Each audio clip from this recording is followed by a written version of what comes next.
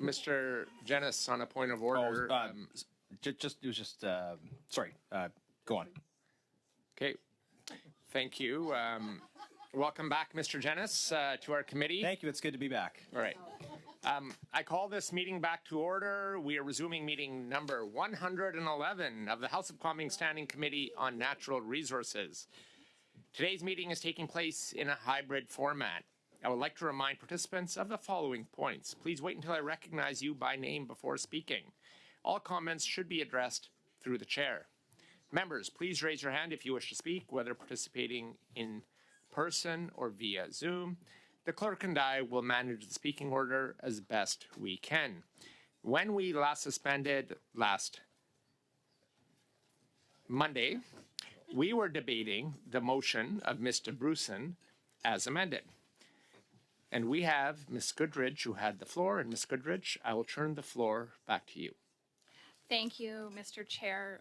It's wonderful to be here and be able to defend my home province of Alberta and Alberta's energy industry, which unfortunately is under attack at just about every single opportunity that this federal government, this NDP Liberal government has. They choose to wedge and divide and stigmatize and throw Alberta out in the bathwater.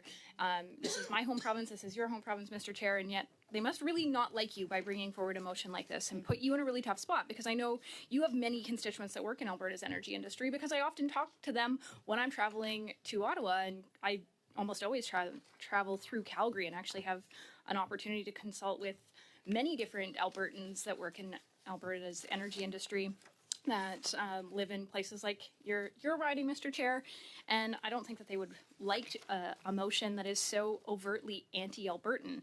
And to many of them, this is very frustrating. And so to many Canadians, Alberta has always represented a beacon of hope, prosperity, a fresh start. And yet to the world's leading oil producers, we're a tough competitor who refuses to lie down in the face of adversity. But for far too many elected officials across the country, Alberta is simply a cash cow. That's how we're treated. And unfortunately, to go one further, to the fringe eco-activists, we're point blank the enemy. And to the environment minister, the Liberal NDP environment minister, who has made no bones about how much he dislikes this industry, we very clearly are the enemy. But to me... Ms. Goodridge, I'll just ask you to hold 1 second. We have a point of order from Mr. Bruson. Mr. Bruson on the point of order. It's just because I thought that this motion was about the challenges and the opportunities with orphan and abandoned wells. And so I'm just wondering if the clerk could reread the wording of the motion, because the debate doesn't seem to be quite lining up for me, and I'm just confused. Same point of order, Chair. Hold on, Mr. Jennings, just before I recognize you on the point of order. Thank you, Mr. Bruson. If our members do require clarity on where we are at, and for the new members here today, that's something we could look at doing. But I'm going to go to a point of order by Mr. Jennings. Go ahead. When I first got here, I asked the clerk to email me the motion, which is a service that I think is available to all members, but it doesn't require a point of order or an interruption if you want to see the motion. And points of order are regarding alleged violations of the standing orders, and Mr. Bruson hasn't even alleged any such violation, so I would suggest that in the future she simply allow the speaker to speak without undue interruption. A point of order? Yes, I got you, Mr. Angus. Thank you, Mr. Jennings, on your point of order. Mr. Angus, on your point of order. Thank you. I'd asked a similar thing the other day, because I find what's concerning is that the Conservatives keep going down into very paranoid rabbit holes, making claims that have nothing to do with the subject at hand. Maybe they're playing for the cameras back home, but I think as far as our committee goes, it's very important. Maybe they aren't, and I could be misreading that entirely. So if we read the motion and we actually were talking facts, then I could sit and listen to them all day. But right now, I really am wary about having to go down these rabbit holes with them. Thank you, Mr. Angus, on your point of order. Just on the same. I am going to go to Ms. Goodridge on a point of order, and then I'll recognize you in 1 second, Mr. Simard. Ms. Goodridge on a point of order. Thank you, Mr. Chair. This is another opportunity of the Liberals and the NDP in coalition trying to silence us. And I was very clearly speaking about how Alberta is under attack by this government on numerous occasions, which is very much relevant to the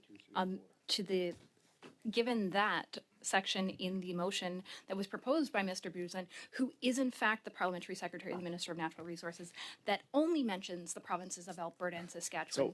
And therefore, it is very relevant. Okay, so colleagues, I'm going to go to you, Mr. Samard, on a second on a point of order. But colleagues, you've all raised, you'll have the opportunity to debate. Please do not use point of orders for debate. I can put you on the speaking order. You can have all the time you need to debate your points and merits you'd like to make, but not through a point of order. Monsieur Samard, on a point of order. Merci, merci. Thank you so much. Today, we have witnessed a psychodrama that harkens back to C-50. There are 5 members of the Conservative Party who are here. Normally, they are 4. And we saw that when we were studying C-50, when there were non-permanent members who made points of order. So, given the impasse in which we find ourselves, I think we should find out who are the members of the Conservative Party, of the Bloc Québécois, and of the Liberal Party who wish to seek the floor, who wish to speak. Just if everybody can speak, well, I'm certainly very happy to invite my colleague, the member for Lac-Saint-Jean, who's got nothing to do tonight, to come here and pass some time with us. I thank you for your understanding. I think you're asking for clarification on voting members, speaking members. All members are able to come to committee and participate in the committee hearings, but only certain members are allowed to vote, which our clerk has a recording of the members who are able to do so. So I hope that clarifies that for all committee members. Committee members, I hope we will have a productive meeting and be able to get through this motion and maybe get to a vote today, but also, most importantly, have a good debate amongst colleagues around the table, and we can proceed forward. But there has been a number of requests, because maybe of clarification or misunderstanding of where we're at, or what is the motion at hand, just to make sure that all members have the motion that was amended, that was brought forward by Mr. Bruson and amended by Monsieur Samard, that I can maybe ask the clerk to just before I turn back to you, Ms. Goodridge, just to make sure our colleague who's joined us today and the others at home are all in the right place and having a good understanding of where we're at. So, Mr. Clerk, before I go back to Ms. Goodridge, I'm going to ask the clerk just to read the amended version. Go ahead, sir. Thank you, Mr. Chair. The motion as amended reads as follows, and I'll do it in English as the question arose in English.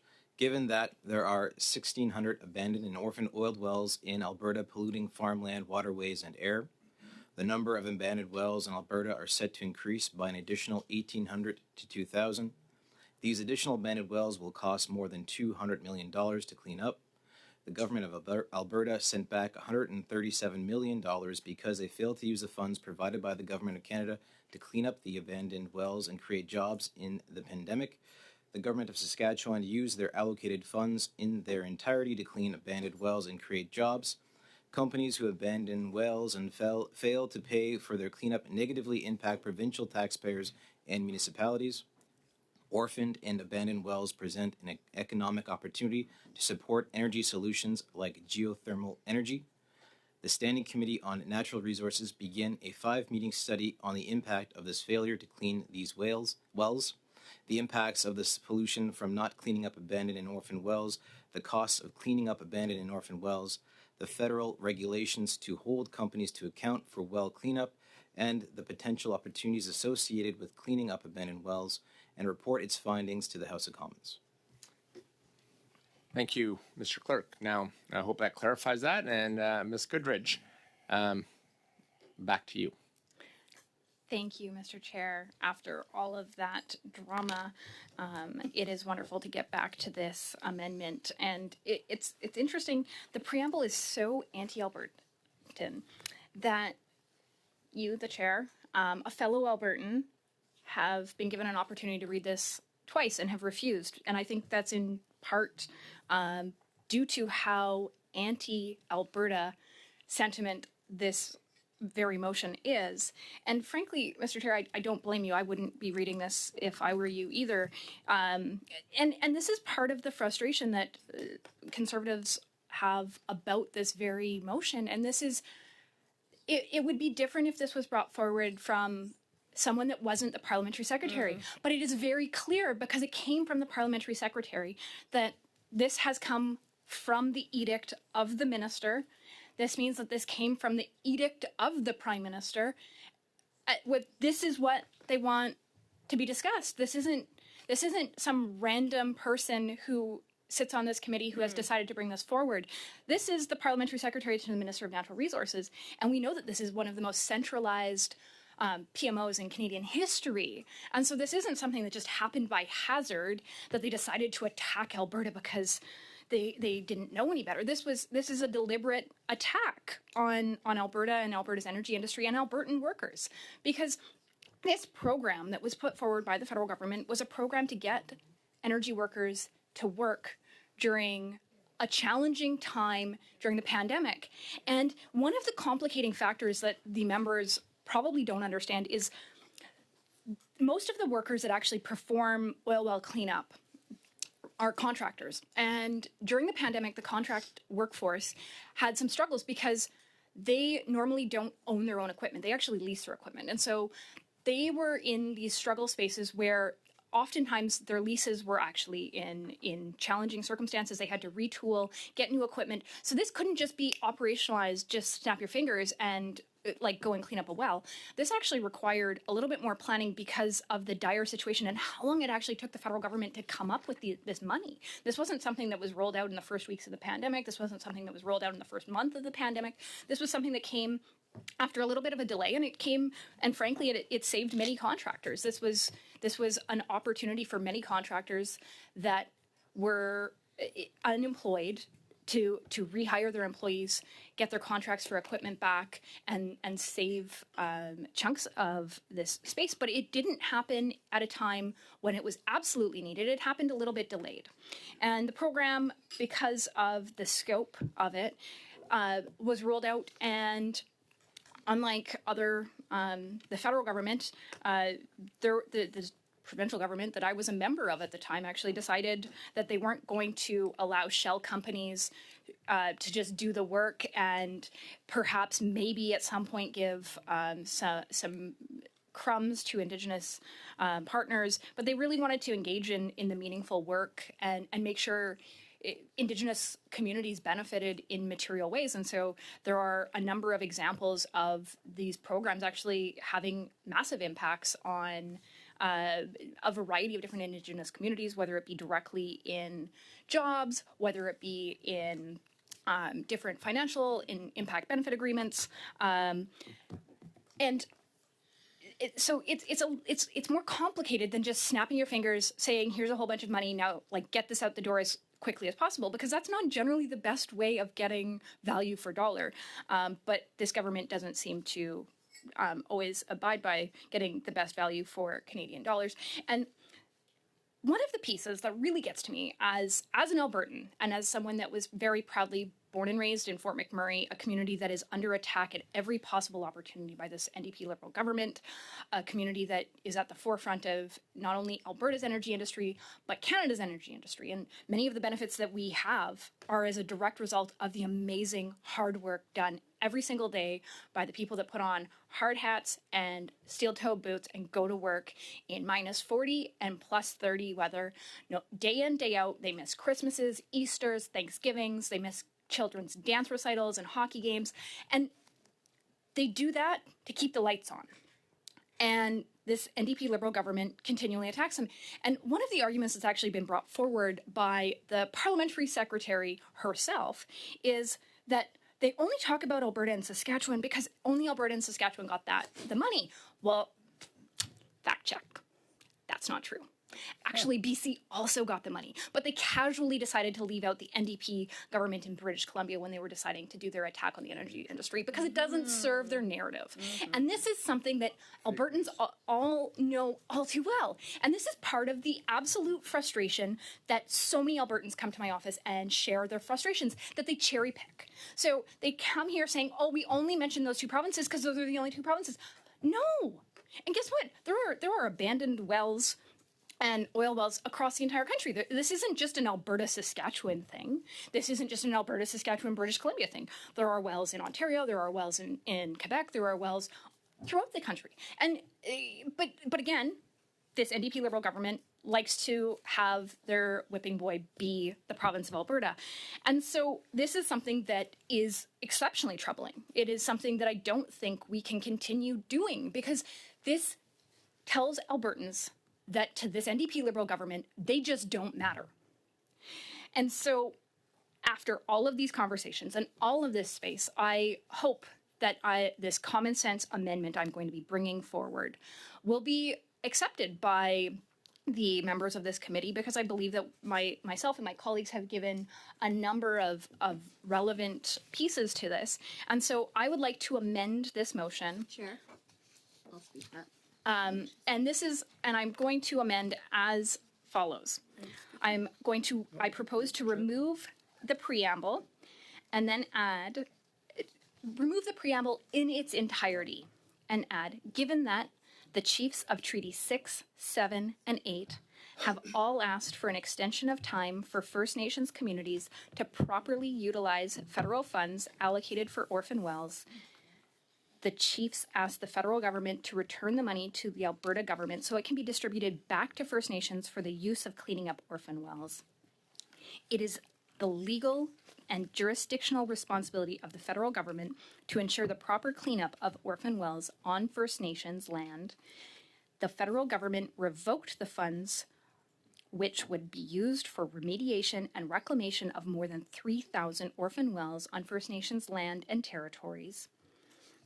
And then the Standing Committee on Natural Resources, and then I suggest striking, beginning a 5-meeting study on the impact of this failure to clean up these wells and the impact of pollution from not cleaning up abandoned and orphaned wells, the costs of cleaning up abandoned and orphaned wells, the federal government regulation to hold companies to account for well cleanup and potential opportunities associated with cleaning up wells, and report its findings to the House with report to the House that the federal government should return the money allocated to Alberta for First Nations to use to clean up wells on reserves, which are the responsibility of the federal government.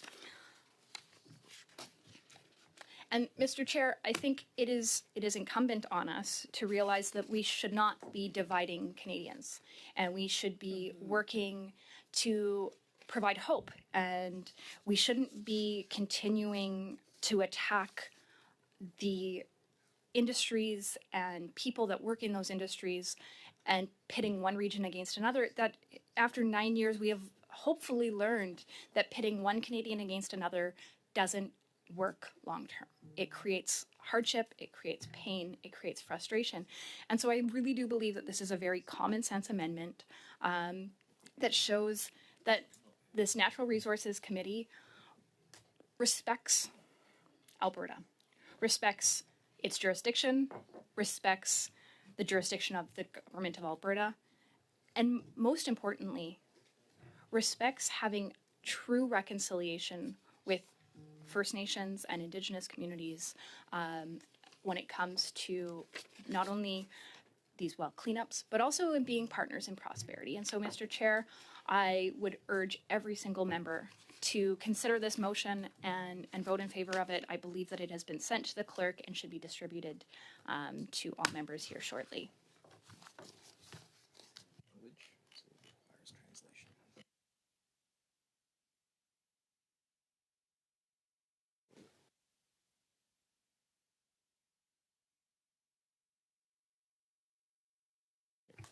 Thank you for your amendment, Ms. Goodrich. I know the clerk has received a copy, but we do not have a copy in French at this point. But before I just go to, I'm going to go to the clerk in a minute. Mr. Angus, I have you also with your hand up. Are you on a point of order, or you just want to add your name to the speaking list? Well, I would speak on the amendment, but if it's not in French, I don't think it's possible. So I don't think she can bring this forward if she hasn't done the work to make sure it's done That's properly. the point of order. That's obviously false.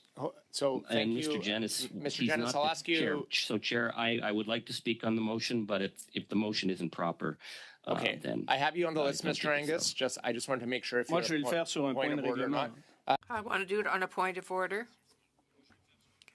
I want to, on a point of order, I have full confidence in the interpretation. They do excellent work, and I thank them for that. But if I do not have the text in front of me, it's very difficult for me to speak to the amendment and to follow the debate even. That would be ongoing. So I would prefer to have a written translation. My colleague was prepared to submit the amendment, but she could have also had it translated beforehand. So this is once again something that affects the privileges of francophones. If I were to bring an amendment before the committee, I wouldn't do it just in French, expecting my Anglophone colleagues to speak to it. Okay, thank you, Monsieur Smart. Sorry, I was just waiting for the translation to come fully through. The translators are doing an exceptional job, like always. I just want to, Ms. Goodrich, you had the floor, and I know you've presented in English. Do you have a copy in French, or have you just submitted to the clerk? If you could continue on. Alors, je m'excuse à mon collègue. I'm very sorry. I apologize to my colleagues. I've just drafted the amendment very quickly, and we were listening to the interpretation. So I'm wondering if we could have a small recess. It in both official languages.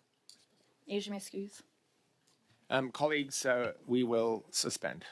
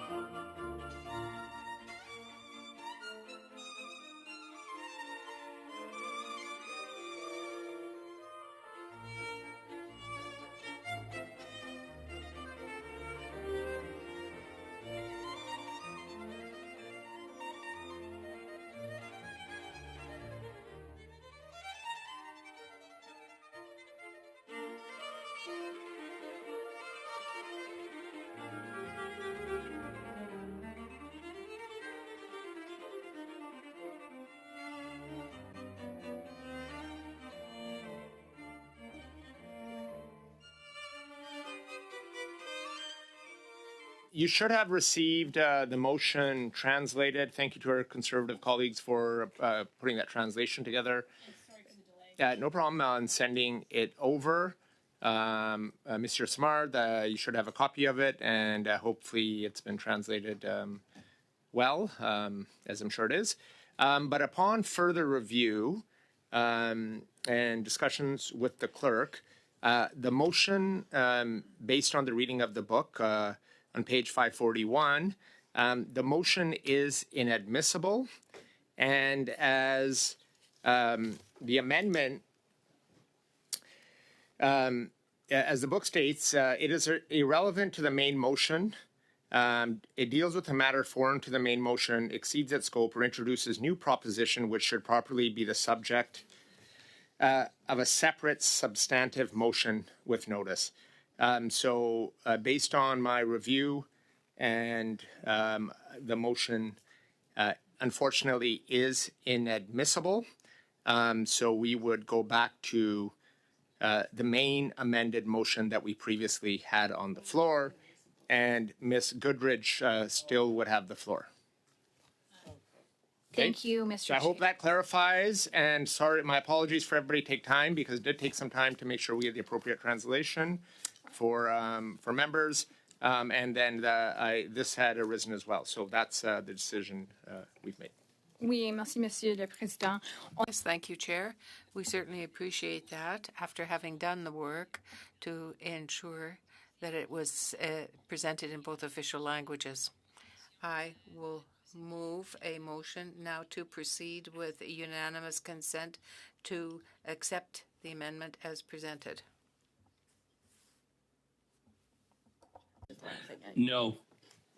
Can we move on now? So, we do not have unanimous consent, so we are back on once again. Ms. Goodridge, you do have the floor. Of all the people to say no, it's ridiculously frustrating. And this just goes to show that this NDP Liberal coalition do not respect the province of Alberta. And so this falls back, whether it's Indigenous reconciliation, whether it's to do with provincial jurisdiction and actually taking time to stay in their own lane. This motion, as it's currently written, it does not actually respect the jurisdiction of the provinces, doesn't actually acknowledge the federal jurisdiction that is the jurisdiction of these wells that exist on First Nations land. It does actually none of this, and as I've said before, doesn't actually acknowledge the fact that British Columbia actually also received money. It decided to just cherry pick and attack Alberta because they'd prefer to attack conservative provinces, which has been the modus operandus of this Liberal NDP government for the last 9 years, and it's ridiculously frustrating. And I don't really understand the quickness of my colleague from the NDP to so quickly say that this is not admissible. And I don't understand how we can actually go forward with a preamble that is such an overt and open attack on the province of Alberta and the energy industry in Alberta. And so this is something that I think is frustrating. And based on just local recent news, British Columbia actually had to return $12 million in oil and gas well cleanup funds, and that more than $12 million from the investment in cleaning up inactive wells in British Columbia has been returned to the federal government. But that's not identified in this because that wasn't part of the agenda that was brought forward by the parliamentary secretary to the Minister of Natural Resources, who reports directly to the Minister of Natural Resources, and through him and his representation and his office's representation on this committee, and the Minister of Natural Resources clearly only does things that are in lockstep with the Prime Minister, otherwise he wouldn't actually still be the minister. And so this falls into this unique category where this is very clearly an edict that's come down from Justin Trudeau himself of yet another attack on the home province of the chair, on the home province of my colleague, our Shadow Minister for Natural Resources, Shannon Stubbs, of my good friend, Earl Dreeshen. And this is why we have Albertans here at this committee, because this is egregious. Point of order. Ms. Goodrich, we have a point of order. Mr. Angus on a point of order. Yeah, I don't want to interrupt this fascinating discourse. Am I on the list to speak? Because I was, I don't know, 2 meetings ago. I'm Yes, still waiting. yes, you are, Mr. Angus. You are the next speaker. Next speaker. Okay, thank you very much. Yep. Ms. Goodrich, go ahead. You have the floor. Thank you, Mr. Chair. And I understand that the member from the NDP would really like an opportunity to continue his attacks, his continuous attacks on Alberta's energy industry. In fact, he's proposed a private member's bill that's absolutely lunatic, that is such a clear attack on Canada's energy industry. It is insane. It makes it so that it would, if his bill were to ever come into law, it would actually make it so that it would be illegal to say that natural gas is cleaner burning than coal. A true verifiable fact under his piece of legislation that he is pushing forward. Point of order. Yes, Mr. Angus, go ahead on the point of order. I know the Conservatives think they're all going to get locked up in little vans by people who think that they're bad. And that's false. We're not discussing my bill. I would love to be discussing my bill. So rather than her pushing falsehoods and calling me a lunatic, I think she should stick to the facts so that we can get on to other speakers so she just doesn't continue to waste our time. Can she stay focused on the issue at hand? Thank you. So thank you, Mr. Angus, on your point of order. Colleagues, we do have a motion on the floor that was presented by Mr. Bruce and amended by Monsieur Simard. I would ask colleagues to focus on the motion at hand and make sure your debate and discussion revolves the motion that we are speaking about. Ms. Goodrich, the floor is back to you. Thank you, Mr. Chair. This is actually very much in relevance with the motion on the floor, because the motion on the floor is an attack on the Alberta energy industry. It is an attack on Alberta energy workers, and it is seen as such. I was home in my riding over the weekend and had an opportunity to talk to people who, when I brought forward the fact that they brought forward a motion at Natural Resources Committee that only talked about these wells in Alberta's context and failed to talk about the wells in British Columbia, Saskatchewan, Quebec, Ontario. It's very frustrating, and I can appreciate the fact that the parliamentary secretary is probably a little embarrassed right now that her department set her up by telling her that the only 2 provinces that got money were Alberta and Saskatchewan, and therefore that's why those were the only 2 named in the preamble, and they conveniently left British Columbia off, and they conveniently left out the fact that British Columbia also had to return some of its money. But that's semantics, and that clearly isn't an intentional attack. That's just no. The Ministry of Natural Resources, if they didn't know, they failed you, Mr. Brutson. They failed you by giving you this motion to put forward. And so that is the fact. And so this is, and if this is what you think you should be bringing forward as a parliamentary secretary of natural resources, shame. This is absolutely not okay. And this does not send a signal to anyone that Canada is somewhere to invest in. It doesn't show any support that the government of Canada believes that there should be any investments in the natural resources industry, in the energy industry in Alberta. And that is, it just continues on. But what else can we expect from a government who has very clearly decided to put a fringe eco-activist as their environment minister, who is very well known in Canada from the mugshots and all of the shots after he got caught scaling the CN Tower. Ironically, he was also arrested at one point while chaining himself up to a coker on its way up to the Fort McMurray oil sands. This is a man who made his entire living on... Point of order, Mr. Chair. Yes, Mr. Bruce on the point of order. I'm just fascinated because, again, we were talking about abandoned and orphaned wells, if I read the motion that was as amended by Mr. Simard. And I just, on a point of relevance, do not know how... so as a point of relevance, how the member opposite's feelings about the Minister of Environment are relevant to the motion that we're studying. Thank you, Mr. Bruce. On your point of order, I would just ask the colleague who has the floor to continue on with debate, but make sure it's relevant to the motion at hand. Thank you, and I'll turn it back to you. I'm actually kind of excited at the fact that they continue to point of order, because they don't want to hear the fact that this is an actual problem and this is an attack on the province of Alberta, and the fact that, based on my very rough math here, British Columbia returned about 11% of the funds it was allocated under this program. Alberta returned 13% of the funds, and we're talking about the difference between British Columbia getting a total at the beginning of 120 million, and Alberta getting $1 billion. So orders of magnitude different, and yet they're not to be looked at in this study.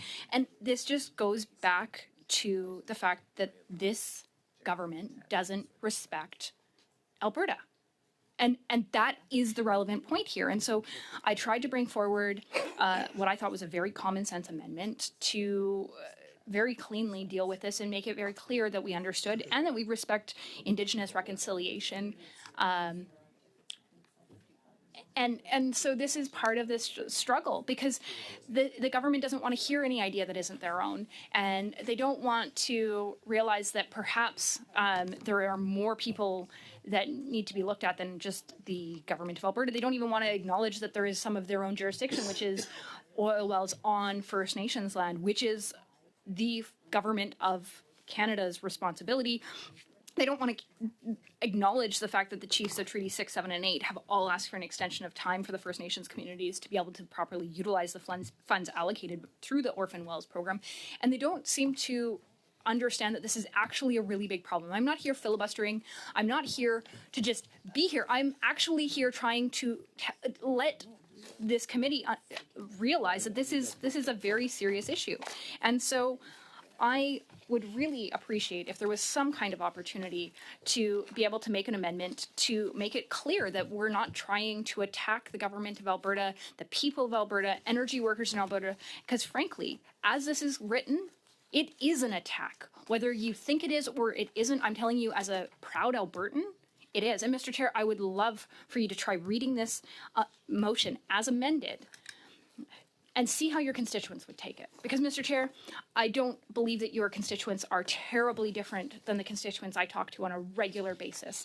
And I know many of your constituents that work in the energy industry, and they would not like Alberta to be singled out and let BC get off with a free pass, let every other orphan well be fine. But you know what? Let's pick on Alberta, because Alberta is an easy one to pick on, because you've looked at the polls. It's pretty clear Liberals aren't doing very well in Alberta. And so it's frustrating. So they're okay just kind of throwing it all out. And this is the frustration. And this is what Albertans are sitting there thinking, that this must be part of the problem here. And so I will not continue on this path. And I don't think that it is reasonable and responsible. And so I am trying to get through the fact that this isn't something that we can just willy-nilly propose and that it's just going to be okay. Because this is part of what the government of Alberta did when it came to actually having meaningful engagement with First Nations communities. And it was about actually creating lasting impact in First Nations communities, at least from the government of Alberta's perspective. And it not only did it provide environmental, like very good environmental piece, but it also very clearly created meaningful jobs and gave people good training. And so for instance, the Cold Lake First Nation, they actually trained people to be able to have the skills needed to be able to do this work long term. So in 2020, shortly after this was announced, and in Alberta's case, we actually also didn't just give it to First Nations communities in the First Nations Site Rehabilitation Program. They actually also opened it up to the Métis communities in Alberta, because Alberta is the only province in Canada to actually recognize Métis and the Métis settlements. And so we actually have a whole structure on that. And so it was $85 million to First Nations and $15 million to Métis communities. And this Alberta allocation period ended with 163 First Nations submissions that totaled $118 million, which is pretty spectacular. Like to receive 163 real wonderful submissions totaling $118.4 million from First Nations partners is spectacular. And these were First Nations and partnerships with Indigenous contractors, and they actually cleaned up 2,145 individual sites.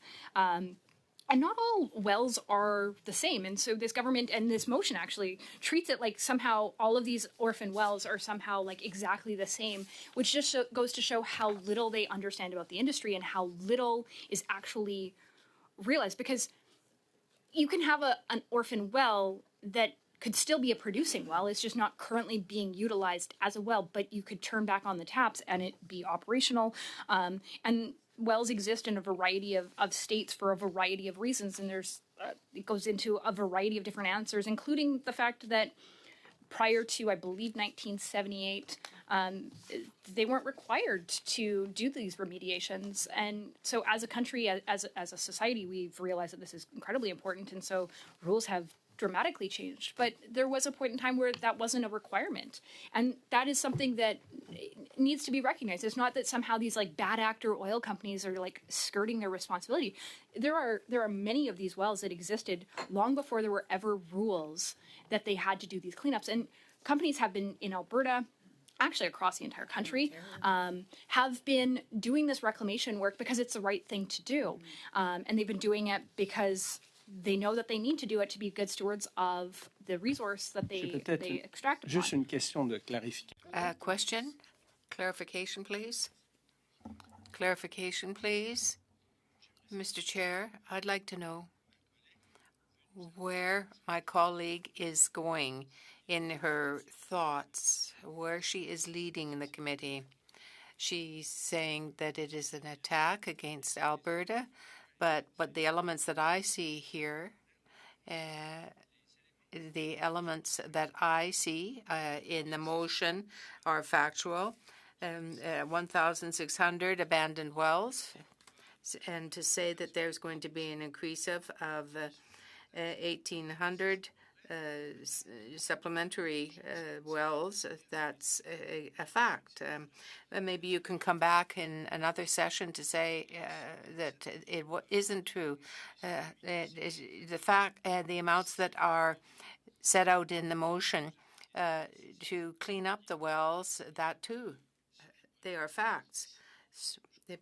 Otherwise, I don't see how we can advance and how we can find any type of consensus on the motion. What I would like for my colleague to do is for her to demonstrate on the facts what is not true, what is incorrect, and then we can debate on that. But now it seems to me we are really being we are launching a rhetorical debate here. We want to be able to know how we should vote, for or against. But to do so, we have to have some precision here, just like the judges do. If we don't, I don't think it would be very positive for our work if we don't have clarity. Address Mr. Smart's point of order, and then I'll go right to you on your point of clarification or relevance. I got in translation. I was listening very intently just to make sure I didn't miss anything. Thank you for bringing that forward, Mr. Smart. I would just ask our colleague to focus on the relevance of the information being provided to the motion to make sure it's factual and accurate with the information that's being provided in your debate. Mr. Dreeshen, on a point of order. The point of order has to do with Mario's statement, and I'm not sure whether or not you did say that it was a point of clarification, in which case it probably shouldn't.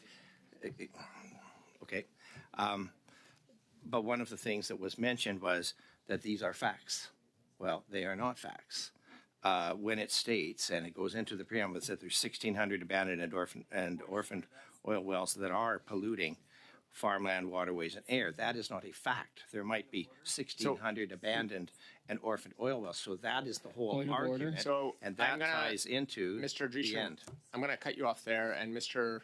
Angus, before I go to you on a point of order, if you'd ask, I'm just ruling on the point of order. Mr. Dreeshen, you were getting into debate, and I would ask you if you would like to debate and provide those facts. We can put you on the list, and you can fully provide the facts according to the motion at hand. But you know what, with Monsieur, I know you're referring to Monsieur Smart. Unfortunately, I'm not fluently bilingual, and I need to listen carefully to the translation to allow the member to be able to fully participate. So I have a clear understanding what he is stating that comes through translation for myself. I want to give all members the leeway to be able to be heard on this committee, but I also want to rule when there's a ruling to be made. Mr. Angus, on a point of order. Well, thank you. You pretty much summed it up. Mr. Dreeshen's had the floor. Other people are waiting to get the floor, so he can't use his point of Thank you. Interruption to engage in debate. Thank you for your point of order. He has nothing to say, or he wants to say, he can do that down the road. I aim to please, and I want everybody to have an opportunity to. And you do an excellent job. Thank you. That everybody has an opportunity to participate. So if you do want to participate, put up your hands. I'll put you on the speaking order. Thank you, Ms. Goodrich. We're back to you. Well, thank you. It's wonderful to have a little bit of an opportunity to further gather my thoughts on this, and it actually raises something that's quite important because from what I've been able to gather, the numbers picked, the 1,600 abandoned and orphaned wells, is based on a news article that was put out, and it's actually not the factual information that came from the government of Alberta, and so like the Alberta Energy Regulator is the place you would go if you wanted to get an accurate assessment. And so the fact that we're actually talking about a whole bunch of things grouped together is challenging. And so this is part of where this becomes a problem. So it's not like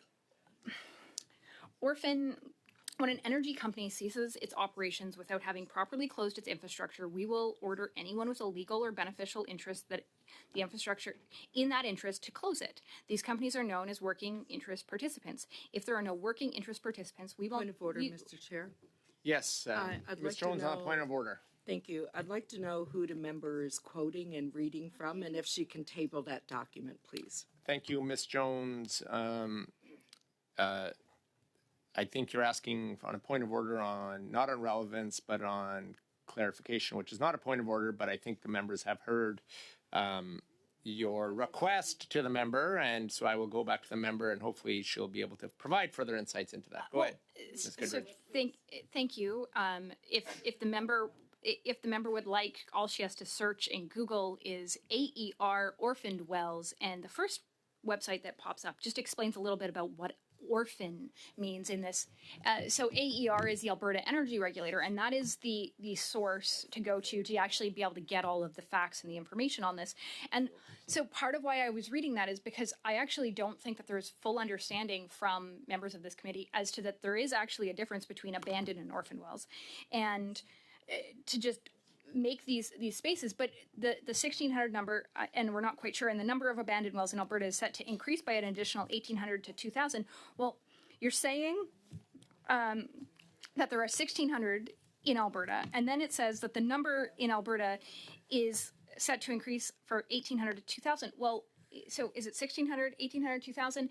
And where are they getting these stats? Because it's not from the Alberta Energy Regulator. And so it falls into this space, and it doesn't actually recognize the fact that according to the government of Alberta and what I've been able to see, there were the program that was put forward in COVID to clean up orphan wells actually did clean out orphan wells. And according to the Orphan Wells Association, in 2023-2024, they actually fully closed, not partially closed, but fully closed, 622 sites, which was up 44% from the year prior. And so I share this because it's important to actually be looking at and not assuming something based on a news article.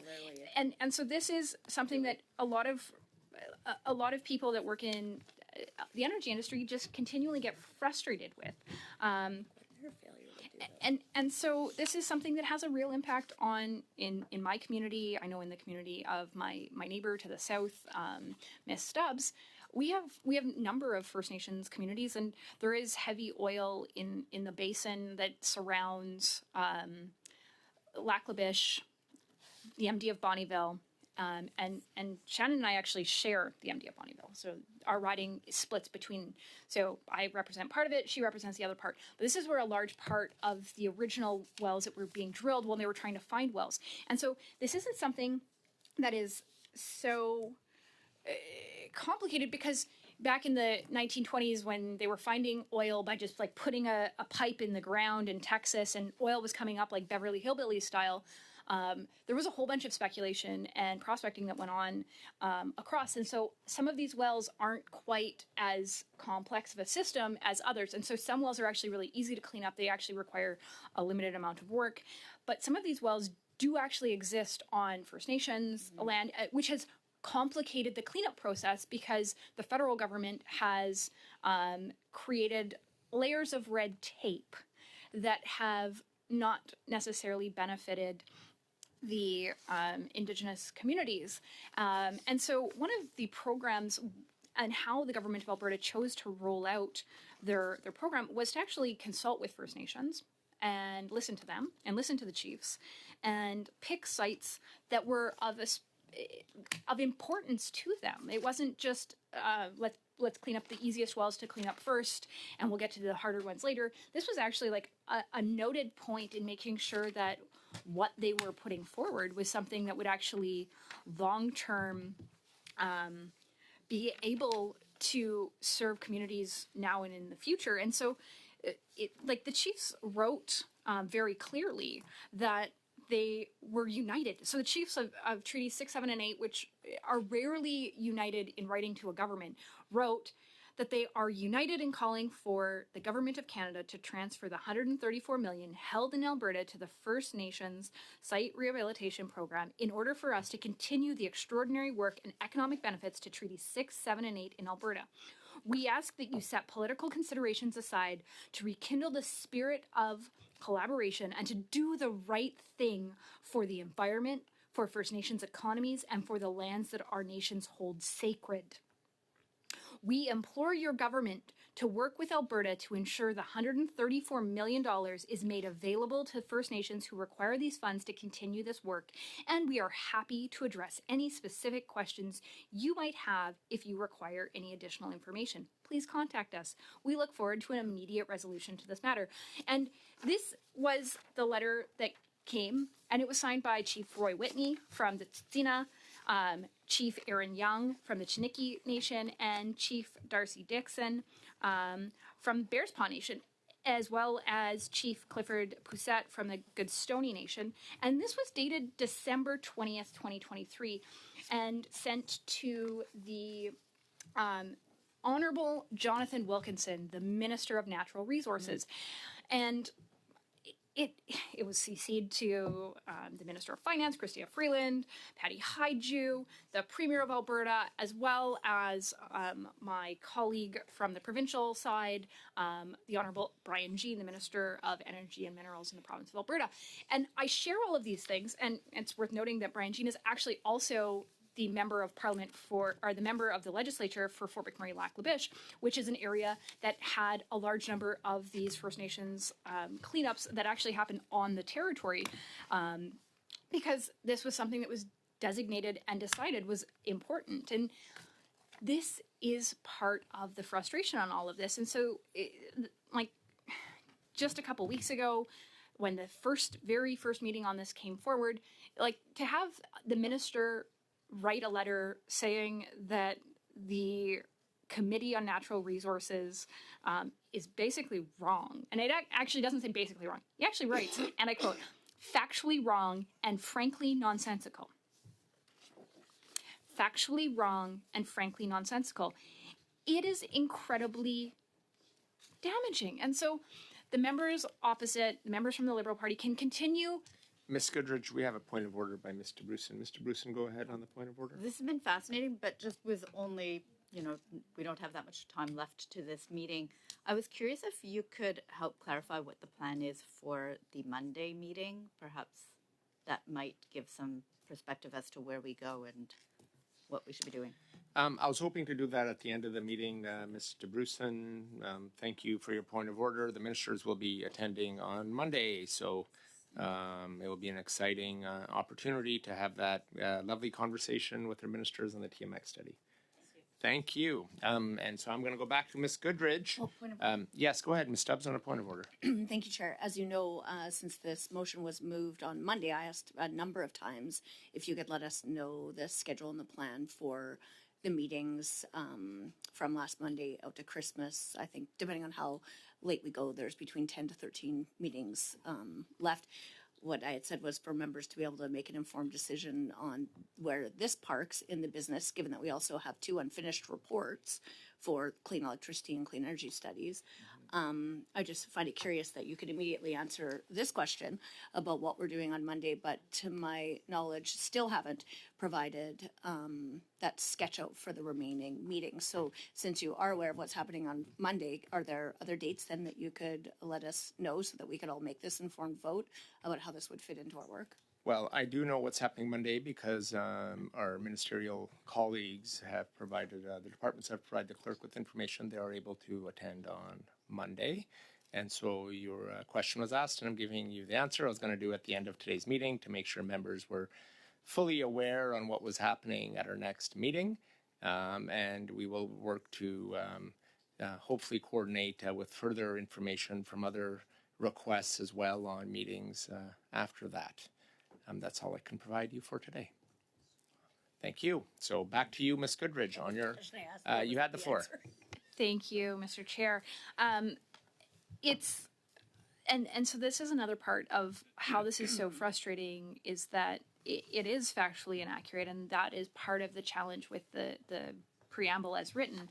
And so the fact that the money, it wasn't just that this was sitting in some like slush fund of the government of Alberta, like gaining interest and just like sitting back. Like every single dollar of this federal funding to the site rehabilitation program was actually committed to be spent. They had programs in place, and they had worked with the backing of 17 different First Nations chiefs to be able to do this, and they were working, trying to get an extension. And I'm sure that had it been perhaps the province, a different province, the answer as to whether they would have been able to get an extension might have been different depending on the political backing of that particular province.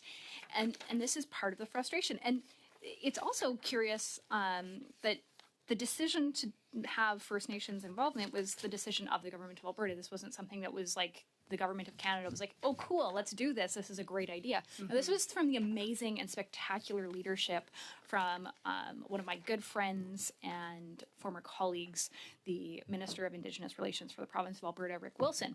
This was something that Rick actually brought forward because he knew how important it was and how sacred some of these lands were, and had heard the conversations, not dissimilar to the conversations that my colleague, Mr. Dreeshen, my colleague, Ms. Stubbs, and myself have all heard when engaging with Indigenous communities in our regions, to understand that some of these lands that have been disturbed by these wells are lands that were sacred and that they go for a variety of reasons, and that this was something of importance. And so this isn't something when you're creating something brand new that you can just snap your fingers and this happens. And so it is factually inaccurate, and yet there's been no attempt from the other from the Liberals to correct this.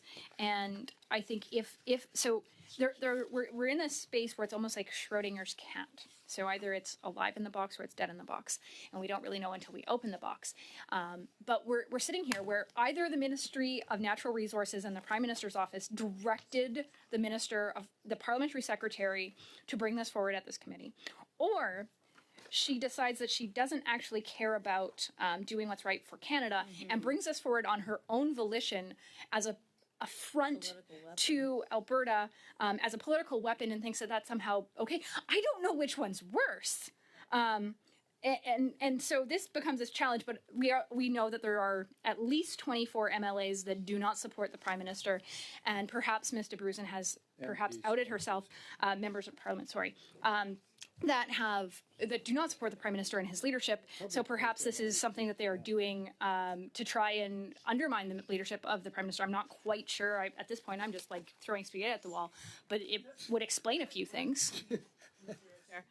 I think the admission is that literally spaghetti is getting thrown at the wall see if something sticks. Nothing's sticking. But you know what we could do? We could actually put this to a vote, and then we could just be done with it. And if the Conservatives oppose it, that's fine. They can vote it down. That's Thank the way you. these things work. Thank you, Mr. Bruson. I think you're talking about relevance. And on that, I will just ask my colleague, Ms. Goodridge, to be relevant with the motion at hand and speak to that. Thank you. So back to being relevant to the motion at hand, and so this is part of how there are some factual inaccuracies in the preamble as written, and it's worth noting that over 30 First Nations and all 8 of Alberta's Métis settlements were able to be part of the site rehabilitation program, which cleaned up 2,145 sites across thousands of acres, and in total there were over 12,000 applications that were received by 104 different Indigenous contractors that were approved during all the funding periods. And I remember being an MLA at the time, getting phone calls from Indigenous contractors that were like, I have always kind of wanted to get into this, but I didn't know how. And I didn't think that I'd be able to compete with the big guys at doing some of this work. And this is really amazing that my very small company can do this. And so we allowed a variety of sizes of companies. The government of Alberta decided to open it up. And so it wasn't just giant contracts to spend the money quickly. This was about doing meaningful work that was meaningful for the people of Alberta, meaningful for the land, and to do the right thing by the environment, as well as creating meaningful jobs. And that is part of the absolute challenge. And so, Mr. Chair, if you give me some opportunity, I believe that the clerk has already received the newest amendment that I believe should be in compliance and is in both languages. And so, amendment, second option, I would propose that we strike the preamble as written and make the following changes. The Standing Committee on Natural Resources begins a 3-meeting study on abandoned and orphan wells in Canada.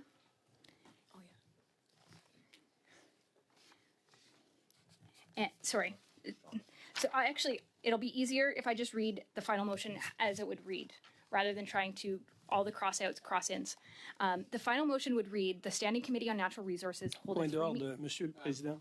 Point of order, Mr. Chair. Mr. Simard, my colleague certainly will understand that if she has difficulty reading the motion herself in her mother tongue, and if there's no translation for me, it's far more difficult for me to follow what is being said. Thank you, Chair. I can tell you that we sent the clerk the amendment in both languages. We took out the preamble. So to make things a bit easier, I will just read the motion in its entirety with the changes that I make. Resources hold a 3-meeting study on abandoned and orphan wells in Canada, the federal regulations to hold companies to account for well cleanup, and the potential opportunities associated with cleaning up abandoned wells, and report its findings to the House of Commons.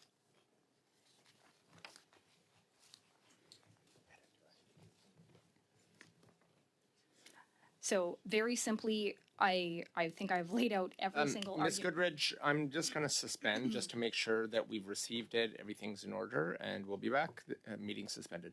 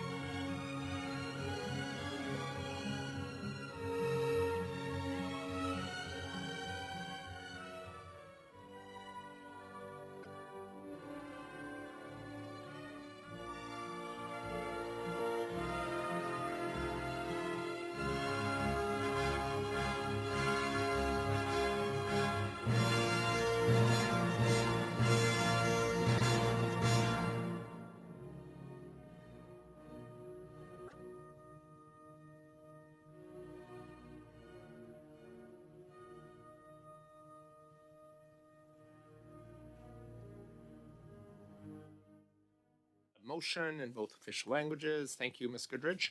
And I will now go to you, Ms. Goodridge. Your motion is on, your amendment to the motion is on the floor. Thank you, Mr. Chair. I think that this has found a way that I hope we can be able to provide some support for everyone in around this, and ideally we have a unanimous support of this. And so I will cede to hear what other colleagues say and hope that we can get this passed before the meeting finishes at 6:30.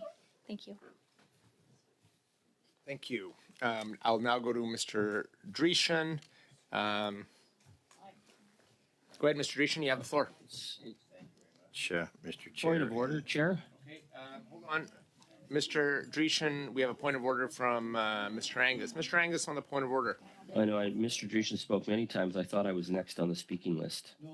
Yes, Mr. Angus, because we have an amendment on the floor that was just sent to all colleagues. And so I didn't put up my hand because I thought I was on the list. That's so sad. yeah. So am I at the bottom of the list now? Why do you, like, do you want to So, filibuster okay, it? hold Like, on. Your own? Can we just call the vote on the motion? I have a point of order.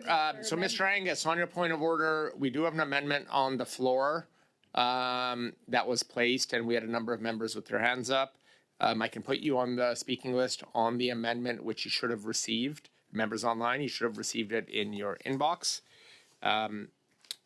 And we have a point of order from Ms. Goodridge. Ms. Goodridge on the point of order. Thank you, Mr. Chair. And while I am not a regular member of this committee, I have attended this committee often enough to understand that the speaking order does reset typically in this committee when there is an amendment or a sub-amendment brought forward. And it's not like Mr. Angus is new here, so he should understand these rules. And so I would argue that his point of order is very much not a point of order. Well, thank you for your input and advice. I'm not sure if that's the point of order, but for clarification for me and for members, I'm going to go back to the speaking order at hand, and Mr. Dreeshen had the floor. If I miss anything else, I didn't. Mr. Dreeshen, go ahead. You have the floor on the amended motion. On the amendment. Okay, well, thank you very much, Mr. Chair. And there's a couple of points that I believe are important for us to discuss. First of all, I don't want us to get into a situation later where someone has said, well, we had said 5 meetings, and now we're talking 3. That's the first substantial change that has taken place here.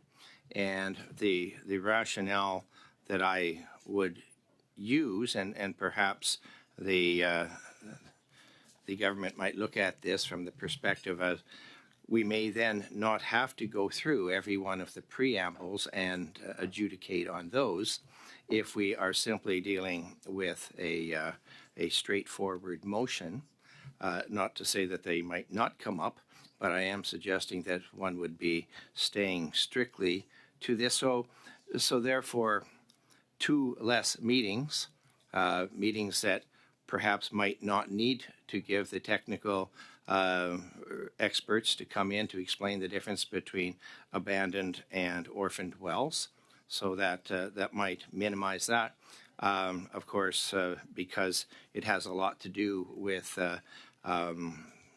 wells that are on First Nations land. That will be important to hear from them, to understand how it is that what they do and how they had tried to get up to speed in order to make this happen. So I believe that will be important. That never was in the preamble, but it was certainly from my interventions, the main sticking point is that the only money they wanted to take back was that was given to First Nations. So maybe we won't have to worry about that quite as much. So therefore, my belief that we deal with a 3-meeting study on the abandoned and orphaned wells in Canada would be significant. It also, I know that we've been attempting to try to get a bit of a schedule to see what we would have before we break for Christmas, and most likely it would be easier for us to bring that into the schedule that might somewhere be out there, not 100% sure. It is, of course, important, the federal regulations that companies have to be held account for the well cleanup.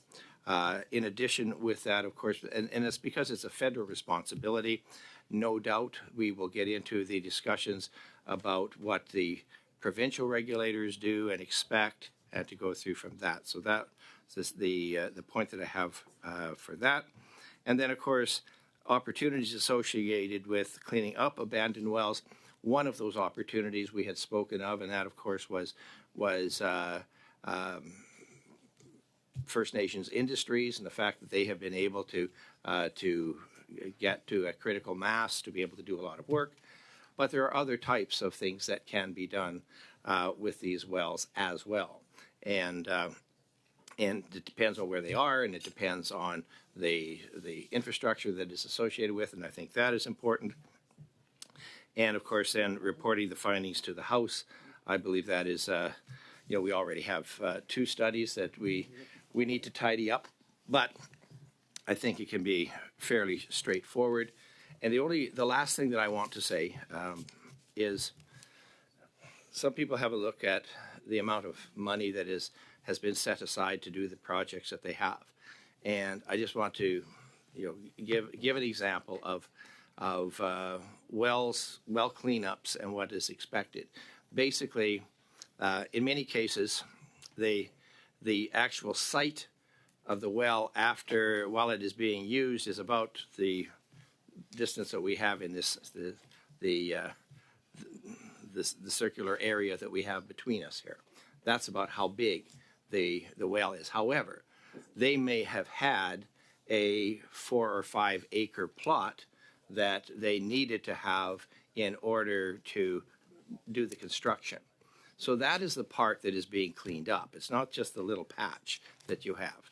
And with that, there are numerous things depending upon the state of the well that they have. So some of it can simply be cutting it off, cementing it all the way down to the bottom to make sure that there's no opportunity or any chances. Smaller wells, they might even use different techniques in order to sort that out. But it isn't just a well. You have to get to it. And so therefore, in many cases, there's a massive road that has been built. That, too, is part of the cleanup of the site. So that is something that one should be aware of. I've seen them working in our area, and there would be track hose and caterpillars and massive trucks coming in and out for 2-3 weeks.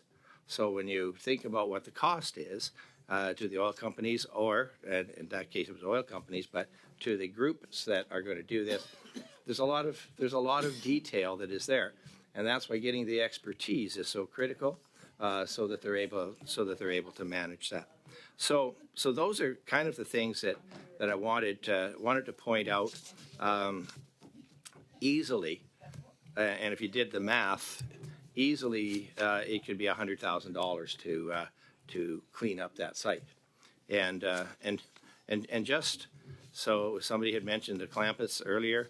Not everybody in Alberta that owns the land is in the situation where they have mineral rights. So it is just surface rights that you are looking at. Point of order, Chair. Yeah. Like the Parliamentary Secretary to Natural Resources brought this motion forward last Monday.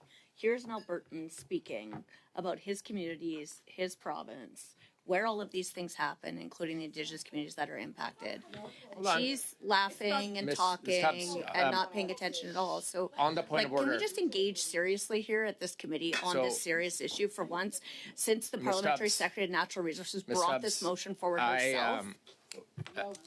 So, I'm not sure, because it's not stated what the point of order is, but that is getting it to debate, but also getting into personal attacks to members on the committee. I would ask committee members. It's not a personal attack. I'm simply asking if the Parliamentary Secretary of Natural Resources could listen to this Albertan talking. Folks on all sides of that table have conversations. I've asked respectfully for everybody to respect each other's time on the committee members. So please use your time for debate, raise your hand, and I will ask the member to continue on. Mr. Dreeshen, that's you. Thank you very much, Mr. Chair. And as I said, I was about to close on that, but I do think it is important that people understand. So when you've got $100,000, which would be the average amount that it would cost to be able to reclaim these, and so the people that are making the money on that are the guys driving the trucks, the guys with the track hose, and everything else that is working, and the labor that is there. So that is part of it. But the point I was simply trying to make is that if you only own surface rights, you might be getting $4,000 or $5,000 a year. That would be the total amount. Meanwhile, you have to go around that. You got to go around the roads that are there. It's much better than having a windmill on your land, because the structures that are required there do not. Much more invasive. They're much more invasive. But that is one of the advantages that you have for oil and gas. And so I just wanted to mention that. So the way in which it is read, I believe it covers everything. And again, making it a 3-meeting study, I believe will allow us to get back to some meaningful work and go through from there. So I cede the floor. Thank you. Mr. Drishan, I'm just waiting for Ms. Stubbs, because Ms. Stubbs, I have you on the speaking list. Thank you, Chair, for coming to me now. Certainly, we do look forward to the comments from the Parliamentary Secretary to Natural Resources on this topic. And let me just briefly also add my support to this amendment. As my colleague Earl had pointed out, we have reduced the number of meetings, given that there are 10 to 13 days left before Christmas, and we do have incomplete reports. And hopefully that would suffice for the purposes of this motion if the Parliamentary Secretary accepts it. Of course, what would be important is, as Earl said, to have actual experts at the table, and First Nations leaders and entrepreneurs, as well as the different representatives from the provincial governments. I suppose if the Parliamentary Secretary of Natural Resources was extremely serious about this issue, she would include BC as well as one of the 3 recipients. Point of order, Chair. The federal funding. But that would be Stubbs, up to her. we have a point of order from Ms. Lapointe. Ms. Lapointe, on the point of order. Point of order. The member would have no ability to determine the degree of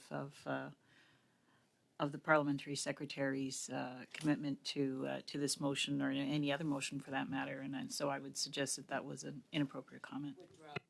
So, colleagues, once again, I would ask colleagues to focus on debating the motion at hand, not on personal attacks from anybody in this committee room, for respect for each other.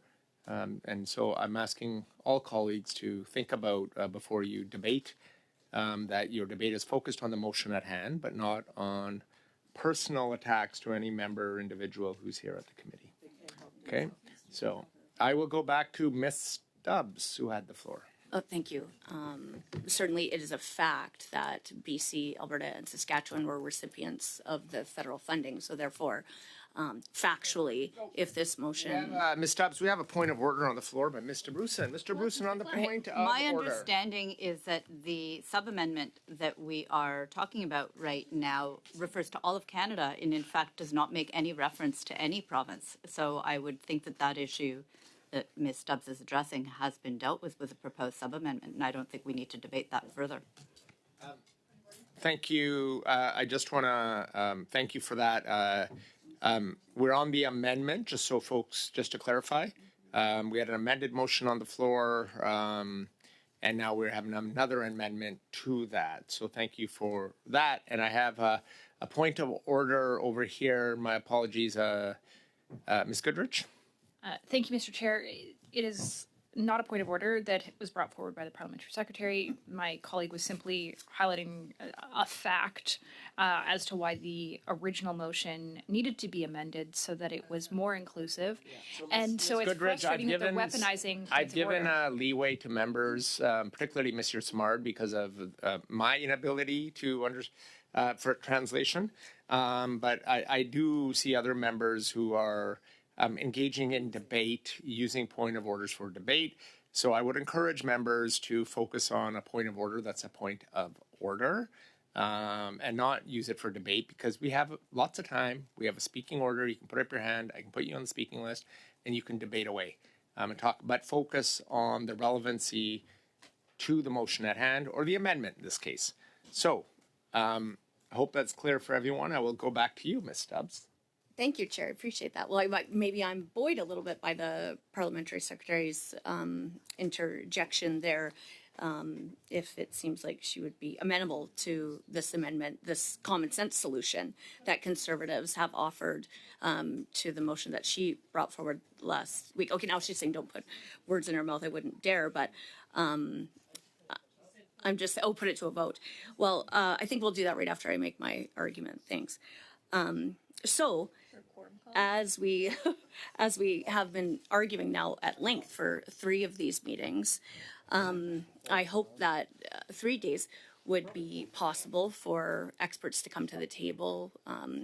For example, of course, there are many facts that would need to be clarified, like exactly what the government does mean by orphan wells, whether they mean inactive, suspended, or terminated wells, and by abandoned wells if they actually mean decommissioned wells, which are the kinds of facts that every single Canadian concerned with these issues right across the country, I think, would want to see our committee be able to have at the table with individuals who do know what they're talking about, are experts in the field, and so perhaps they can provide some clarity to this motion, given the wording in it that colleagues have at length litigated as being misinformation and disinformation. So I certainly do support the removal of the preamble that way in the amendment as suggested by my colleague.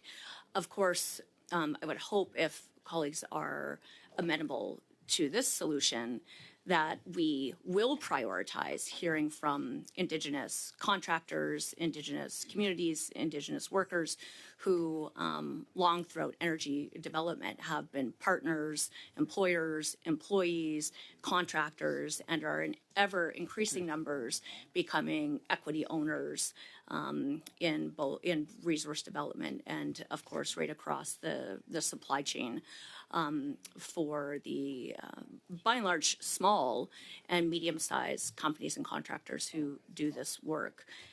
It seems to me, if the federal government is serious about this objective, then they will support representation from experts, regulators, the provinces in which this work is being done, and primary among them, because of the federal failure here, the revocation of the money and the refusal to participate in terms of the extension of time and funding that the Treaty 678 chiefs and the Alberta government asked for.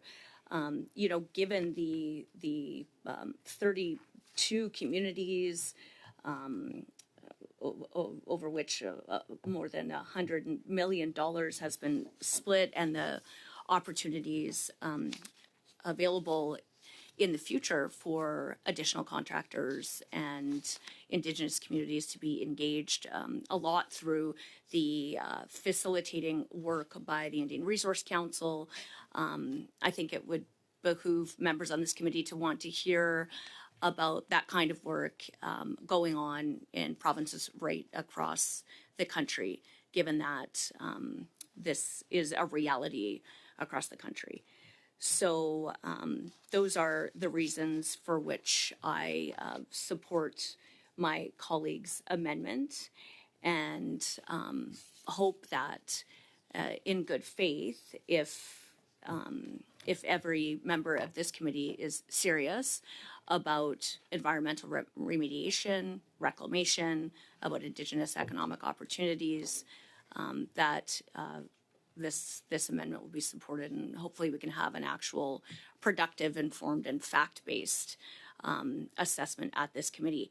Again, still knowing that we actually have not completed yet work on 2 previous studies, which is something I cautioned about from the very beginning about just moving to this work immediately. But I guess every individual member can account to their constituents for how they feel they are not doing their jobs on committees when we can't seem to get reports out the door but are being moved on to different topics. Point of order, Mr. I Chair. support the amendment. Ms. Stubbs, we do have a point of order from Mr. Falk. Yeah, my colleague is doing a wonderful job of explaining why this is probably a good motion. But I'm just wondering, when we get to the vote on it, where would this fit into the work schedule? So thank you. I've talked about that on your, but on a point of order, procedurally, this ain't something we'll deal with now, Mr. Falk. But you've identified what's happening in our next meeting. Point of order. And yes, we, Mr. Angus, I'm going to come to you on a point of order. So thank you, Mr. Falk. Go ahead, Mr. Angus, on a point of order. I'm just going to pick up on my colleague's thing about good faith. I've seen no good faith. I haven't been allowed to speak. There's a motion. They're talking the clock out. I will not be voting for any motion that the Conservatives are bringing forward unless we have a chance to talk about it. I'm not going to sit here and be their sock puppet.